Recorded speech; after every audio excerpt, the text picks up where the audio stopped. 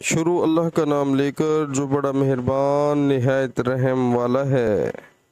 ہم سے علی بن عبداللہ مدینی نے بیان کیا، کہا ہم سے سفیان بن عینہ نے، کہا ہم سے امام ظاہری نے حمید بن عبد الرحمن سے، انہوں نے ابو سعد خدری سے کہ نبی کریم صلی اللہ علیہ وآلہ وسلم نے مسجد کے قبلہ کی دیوار پر بلغم دیکھا تو آپ صلی اللہ علیہ وآلہ وسلم نے اسے کنکری سے کھرچ ڈالا، پھر فرمایا کہ کوئی شخص سامنے یا دائیں طرف نہ تھوکے، البتہ بائیں طرف یا بائیں پاؤں کے نیچے تھوک لینا چاہیے۔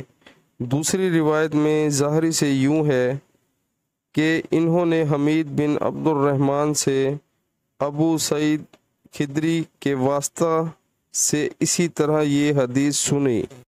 صحیح البخاری کتاب نماز کا بیان، بائیں طرف یا بائیں پاؤں کے نیچے تھوکنے کے بیان میں، حدیث نمبر 414۔